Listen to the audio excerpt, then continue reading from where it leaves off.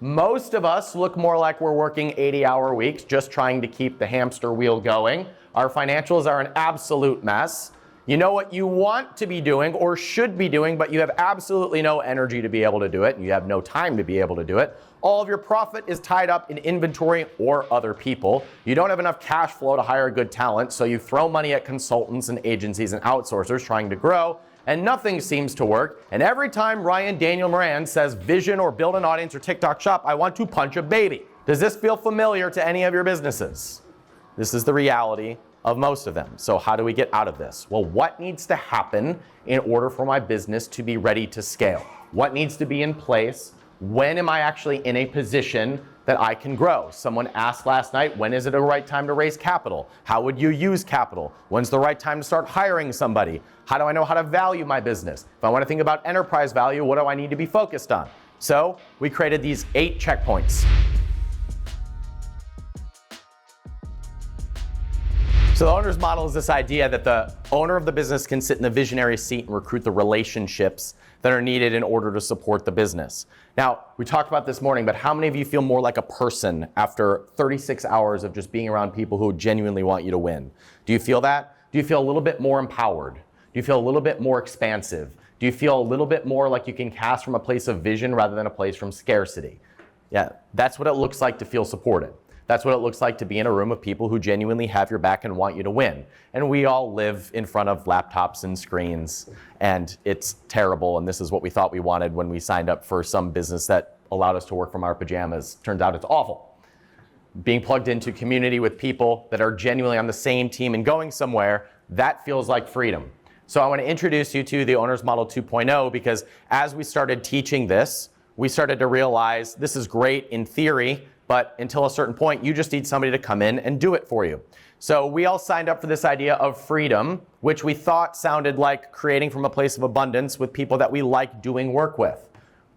But we feel more of this feeling of scarcity where we feel like we're doing a bunch of things that we hate just to keep the hamster wheel going. Can anyone relate to this?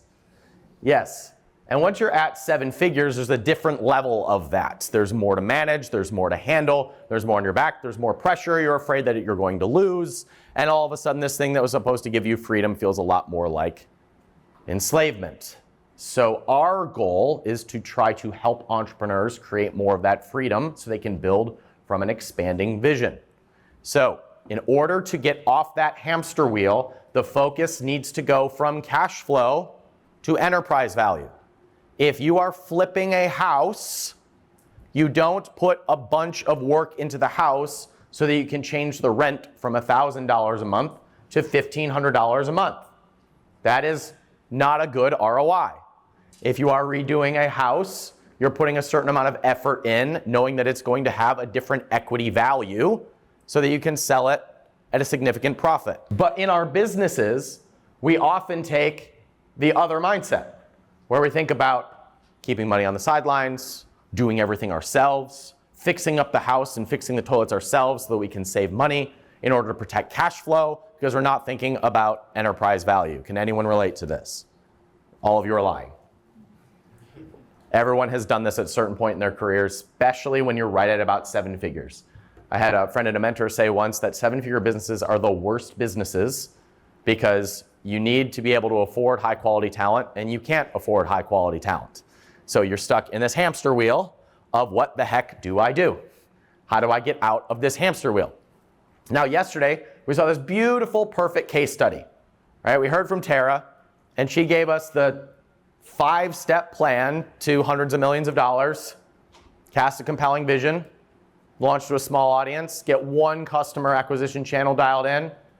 I have 2 step 5s up there. You can see that I changed this at 9 p.m. last night because I called a total audible after talking to you on the boat. We use inventory financing to scale, hire a great team, and partner with private equity. 1, 2, skip a few, 99, 360 million, right? No problem. Except the normal $2 million business, which by the way, Tara said that her first 12 months of business, they did about $2 million in business. Most of us look more like we're working 80-hour weeks, just trying to keep the hamster wheel going. Our financials are an absolute mess. You know what you want to be doing or should be doing, but you have absolutely no energy to be able to do it, and you have no time to be able to do it. All of your profit is tied up in inventory or other people. You don't have enough cash flow to hire good talent, so you throw money at consultants and agencies and outsourcers trying to grow, and nothing seems to work. And every time Ryan Daniel Moran says vision or build an audience or TikTok shop, I want to punch a baby. Does this feel familiar to any of your businesses?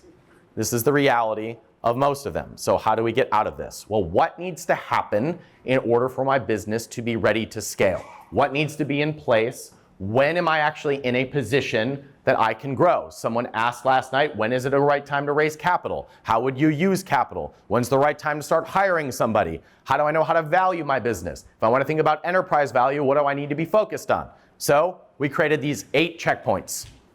First, and these are in order. First, you need clean financial reporting, knowing where the money's going, what is being spent on, can we project what is going to happen.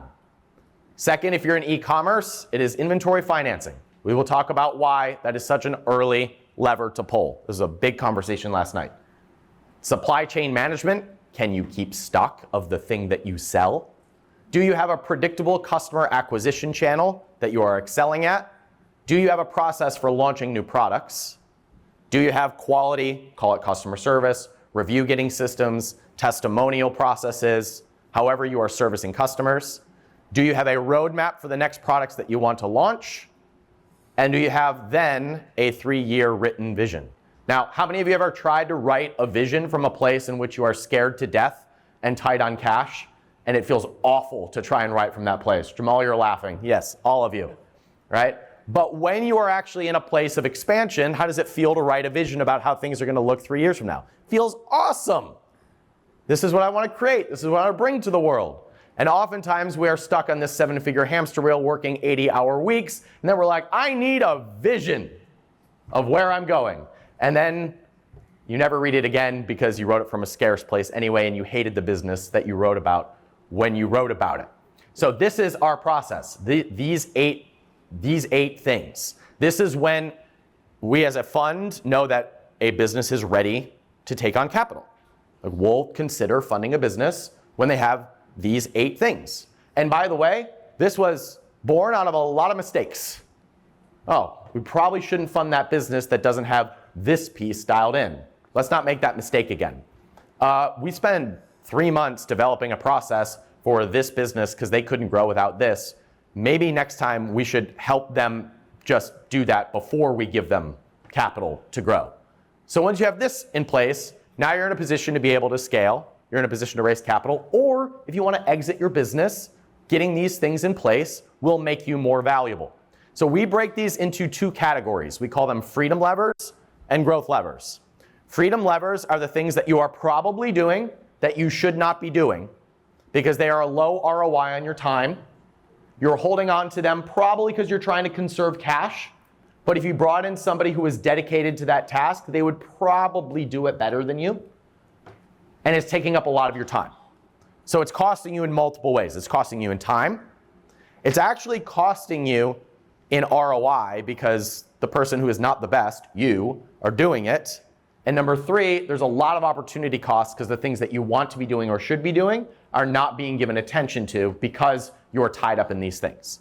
So some of these freedom levers are having financial reporting, inventory financing, managing your supply chain, your acquisition channels, your customer service, maintaining product quality. These are all things that can be systemized, they can be brought in affordably, and they free you up to focus on the things that you want to do that you know will grow the business, like launching new products. How many of you have a product that you would love to bring to market, but you just can't do it because it doesn't feel like it matches the business, and doing it would absolutely monopolize your time right now? Anybody else? The rest of you are lying. New channels, you want to be on TikTok Shop, you build your own funnels, you think about going into retail, but you can't because you can't manage another thing on your to-do list right now because you're on the hamster wheel trying to keep things going. This is why people don't build audiences, why they don't build relationships, and why they can't cast a vision from a place of expansion, because they are completely constrained running on the hamster wheel. This is why we invested in Sellerplex last year. This is not a pitch for Sellerplex. We invested in Sellerplex to solve our own problem, which was how do we create affordable operations for the brands that we invest in. So we have these brands that we invest in, and we have the operational constraints, and sometimes they feel like they can't afford things. So how do we create a partnership that slots in to be able to free up some of those operations? There are also wonderful agencies here in this room that specialize in acquisition channels or specialize in certain operations. I don't care how you solve this problem, but we start by looking at the freedom levers that we need to pull in order to increase the ROI on our time and our capital so that then we can go into that place of expansion. But this is why we created this partnership. We invested in Sellerplex so that we could plug them into the brands that we invest in the fund. And now we can actually partner with a brand. And when we give them our capital, our time, or our advisory, we now have a resource to be able to go execute those freedom levers and growth levers so the business goes into the expansion mode. Now here's a couple examples. Where is Vanessa? Where's Vanessa? Oh, hi, Vanessa. You're right in front. Nice to see you. So Vanessa is a member of the Capitalism Incubator. And what we started doing about 4 months ago is we started taking the processes that we were running inside of the fund and we started applying them over to the brands that were coming through the incubator. And so when Vanessa came in, you were doing about 1.7 million, right? And I didn't know this when you came in. You told me on a call like 3 weeks ago that you had 39 SKUs. Is that correct? 39 SKUs, and they're all pretty similar, and you have a lot of capital tied up in all of these different SKUs. But the majority of the revenue for the business was coming from about 4 or 5 of those SKUs. Now, how does that feel when all of your profit, all of your debt financing, all of your capital is tied up in a bunch of inventory? It feels like you're gonna die. That's what it feels like. Where is all my money? Oh, it's tied up in inventory. And you also shared with me that you have a list of 120,000 people, of responsive people, but you just don't have the capacity to mail them and talk to them because your attention is going everywhere else because you're doing everything. So we ran it through our estimated valuation. We put an estimated value of $765,000 on this business. Now, one thing I forgot to mention, when I looked at that typical $2 million business that was on the screen, what do you think that business is worth? I know this is going to be poor man's math, but in the fund, we tend to start with a valuation of 1 times revenue. So that would be about $2 million. And then we look at the other pieces and say, okay, does this add value to it or does this take away value? One of the things that we look at is founder's risk. Founder's risk is if the founder walks away, what happens to the business? And if there's high founder's risk, the business is then devalued at least 50%. At least. So that typical $2 million business might, on a good day, if you find the right partner with great operations who knows your business, might be worth $1 million. And it would probably be on an earnout.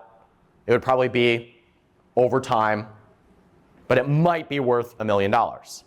So in this case, we have high amount of founder's risk because we have a strong business with great revenues, really happy customers, passionate, raving fans, a leader who cares about the audience, has great products that she wants to bring to market, but you're doing everything, right?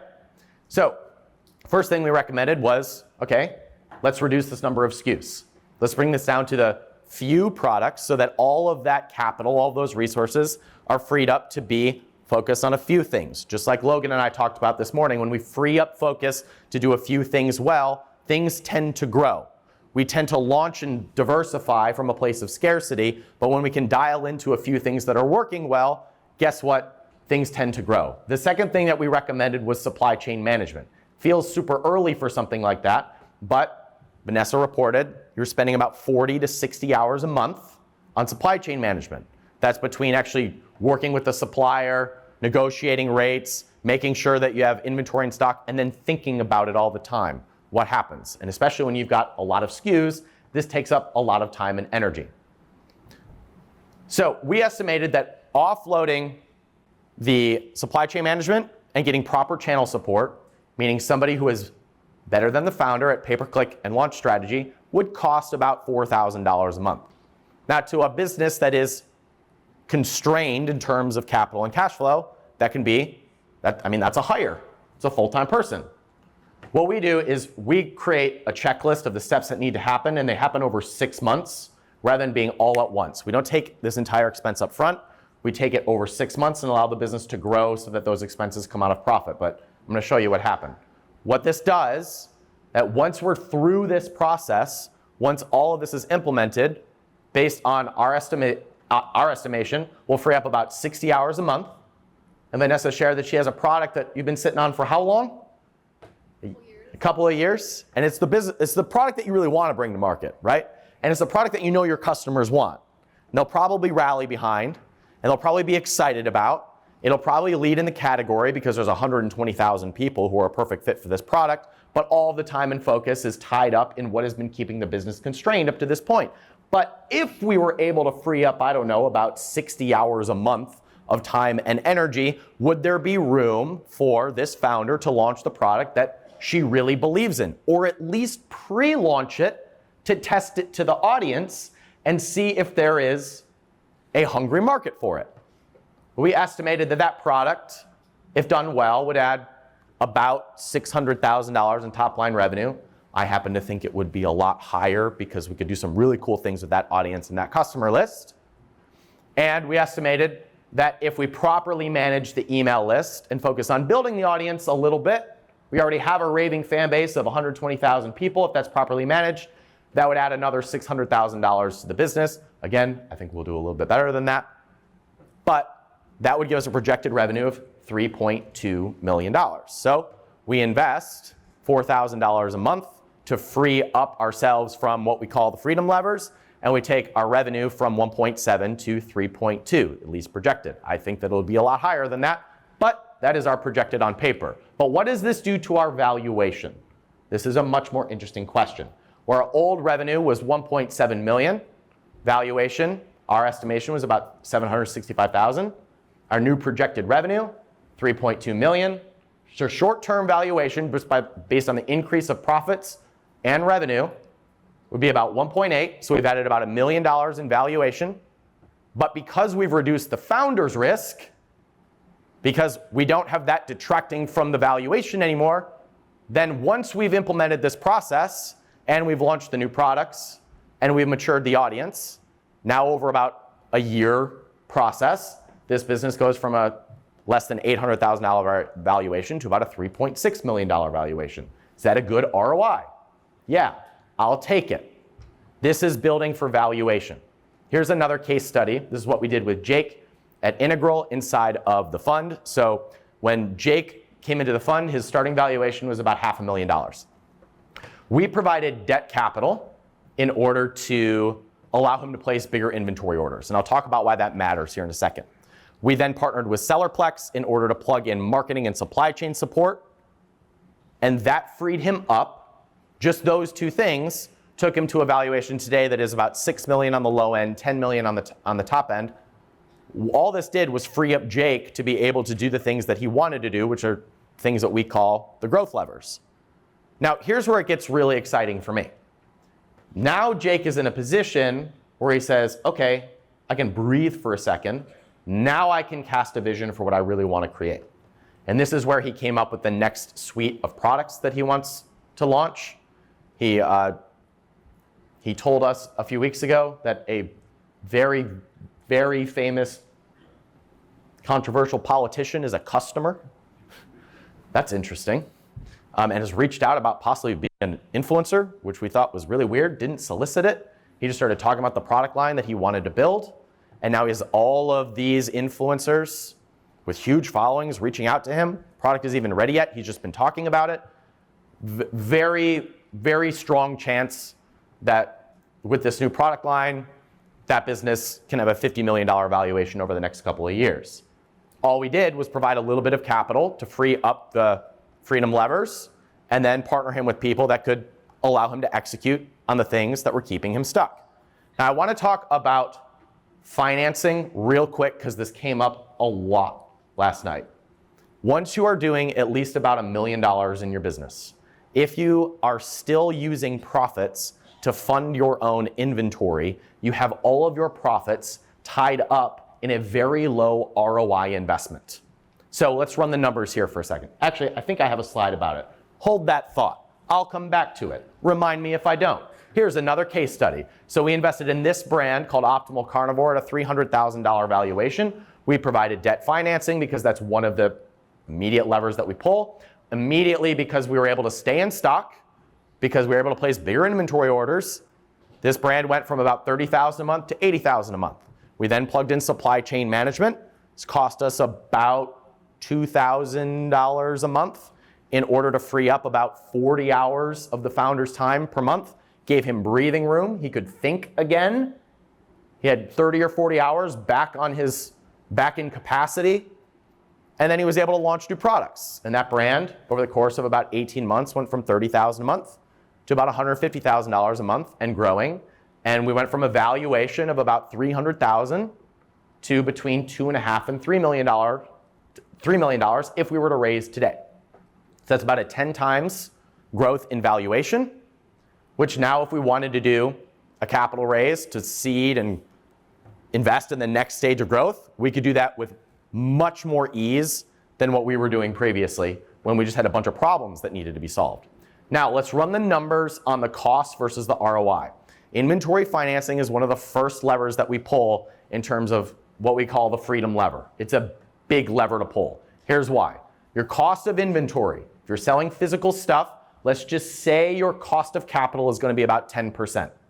Well, two things happen if you use other people's money to fund that inventory order. One, you're probably able to place a bigger order. And if you're able to place a bigger order, pretty good chance that you're going to get at least a 10% reduction of cost. So now the reduction of cost has offset the cost of the interest. Another beautiful thing happens is 90% of your capital that was tied up in future sales that you won't see for 6 to 8 or 12 months is now in your bank account. Well, what can we do with that money that just got freed up and is in your bank account? I don't know, maybe we could invest in the next stage of growth. Maybe we could launch a new product. Maybe we could even give ourselves a distribution and breathe just a little bit easier because we just freed up a bunch of capital. Well, what we do with some of the capital is one of the next things that we plug in is supply chain management, which on average costs between $2,000 and $2,500 a month to free up about, in a lot of cases, about 40 hours a month of time, energy, and focus. Now, that alone, if you could spend $2,000 to $2,500 a month to free up 40 hours of your focus, good decision. But there's another ROI to this too. You never run out of stock because someone else is on top of it. That's good. You can stay in stock and keep selling things. And since we're able to place bigger inventory orders from having available financing, we can be a little bit more aggressive with marketing because we have consistent supply and we have better cost of goods. Are you starting to see how this starts to pay for itself? Starts to compound.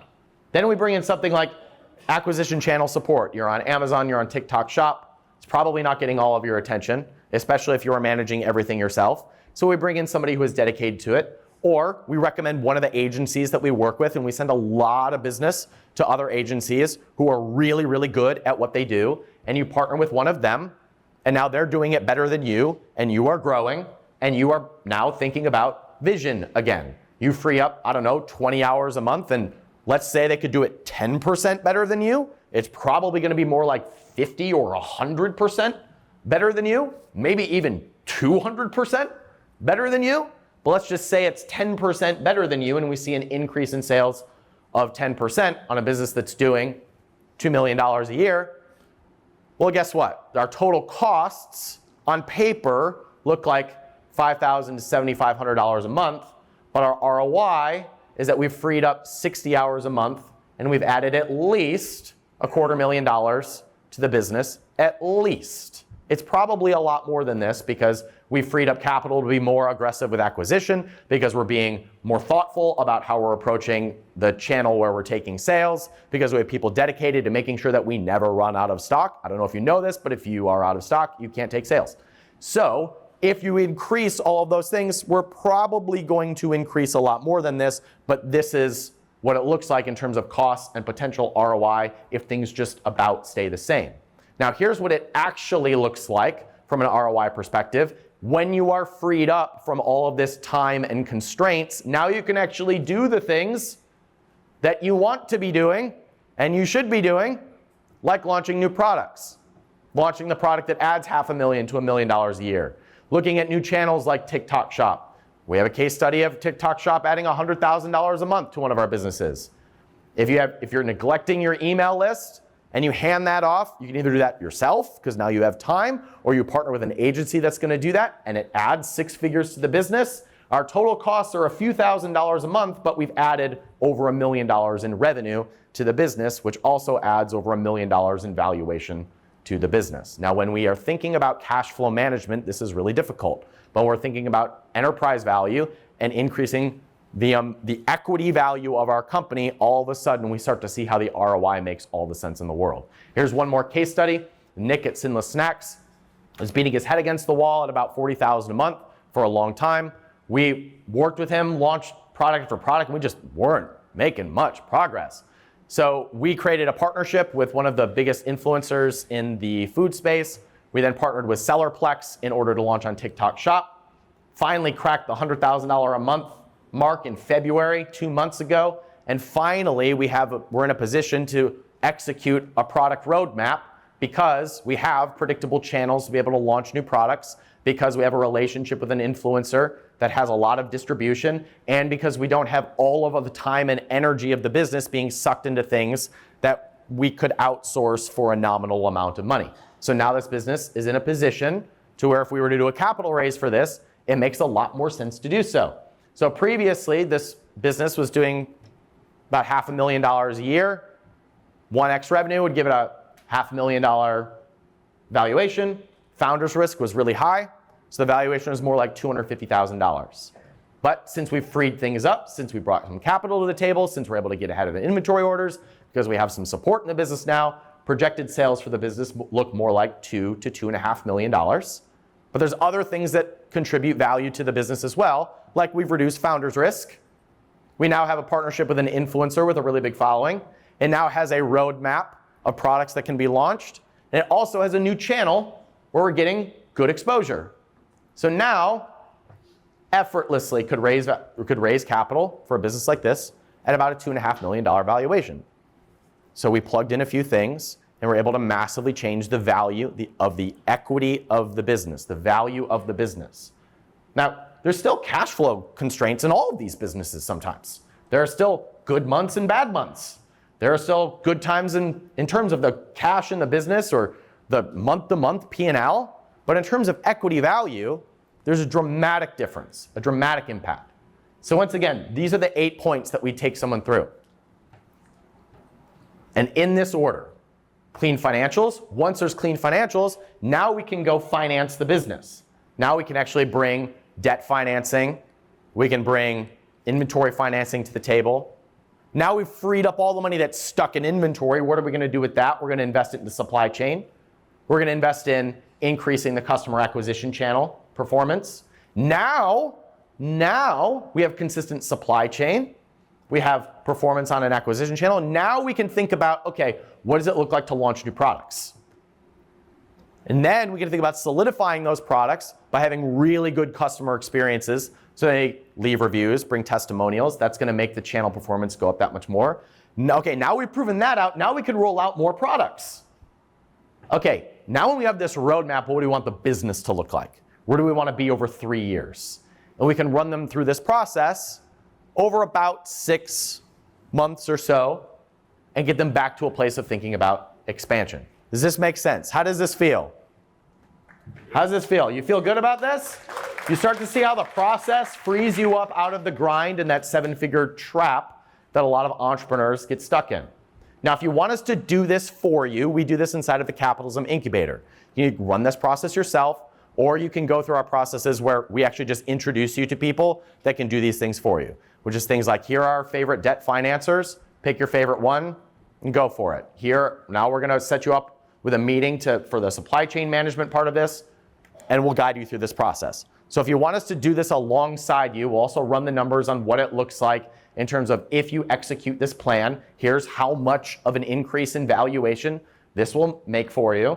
And so you actually see if there's ROI there on if I do these 6 things, it will add this much to my valuation, and over 6 months, I'll have a more scalable, sellable, or fundable company. Now, once a brand goes through this process, then we're going to consider putting some of these brands on the marketplace, which I shared with you yesterday. So again, by the way, I do not know the business model for this yet. We don't know how we're going to monetize this. I don't have like the financial side of this figured out. We decided we want to do the marketplace because it was the best thing that we could do for our community and our customers. So when we have a fundable business, when we have a business that we know is in a position to where we might invest in it, or we would feel good about bringing this to our group of investors, then we'll consider putting it on the marketplace. So one of the ones that we're going to start with is Jake, who I've used as an example. So if we look at the current valuation of this business being about $6 million on the low end, our target for something like this is we'll probably raise $3,000 from 200 investors. So it'll be crowdsourced. So that gives us a total raise of $600,000, which is selling 10% of the business. Now we have 200 built-in advisors, reviewers, and influencers. So the next time we go to launch a product, we know that we have a pipeline of people who are financially incentivized to be able to buy the product, leave a review, tell our friends, provide testimonials, post about it on social media, provide social proof. Okay, now we have a really cool distribution channel. But we also have $600,000 reserved for the things that are the growth levers, launching new products, acquiring new customers. So now we can actually afford to build out the vision that Jake is freed up to cast. Because now he has the time, capacity, and resources to be able to build the vision that he wants, not the vision that he's been stuck in for a long time. So this is probably one of the deals that we'll start with, and I just wanted you to see an example of what we plan to do once a brand goes through that process and they meet that checklist, they check all these boxes.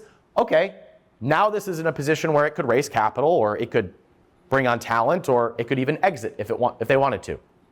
So again, our goal with the marketplace is to raise capital, but we want to crowdsource it because we want number of investors, not size of check. We want to build a network of people who could be advisors and influencers and reviewers, and people who can actually bring awareness to these brands. Now, once again, we don't know how we're going to monetize this yet, but we do know that we're going to be bringing the deals first to our mastermind, which is called the Capitalist Pigs. So the Capitalist Pigs is our internal mastermind. If you want to continue this feeling that you've had at CapCon for the last 36 hours, if you want to continue this throughout the year, this is where you can do that. We do 3 events per year. Then everybody gets to know each other. They have friendly faces when they come to CapCon. They're getting first access to the deals in the marketplace. This is where we prioritize our relationships for people who come on the podcast, for people who serve as advisors or influencers for our brands. And we don't do this like a typical mastermind. This is not a $50,000 a year mastermind. The Capitalist Pigs is an NFT, which I know is a dirty word right now because it's related to crypto and nobody buys NFTs anymore. But here's why we did this. We did this because if you buy an NFT, you join a group, you're in it for a year, you get the value, you decide you want out, you can sell your spot to someone else. So we have had this happen multiple times where somebody comes in, they're a part of the group for 2 years, part of the group for 18 months. They say, hey, I haven't come to an event, the last couple events, I'm just going to sell my spot to somebody else. And they recoup their entire investment. And so what was their cost? It was 0. Now, we didn't make any money off of the resale of that, but it was really good for the customer. And it made the experience of the group a lot better, and it just de-stresses the entire experience, and everyone is there to serve because we're actually all financially incentivized for the group to do really well so that the value of your spot goes up. So we have comfortable room for about 10 spots if you want to be more plugged into our community. You can either talk to one of us about it as we break or tonight, or you can just go over to capitalism.com/NFT. This is not a fancy sales page. I did not have time to make a fancy sales page. Remember, I called a pivot last night at about 9 p.m. This is an ugly checkout page, but this will give you first dibs to our community, which is called the Capitalist Pigs.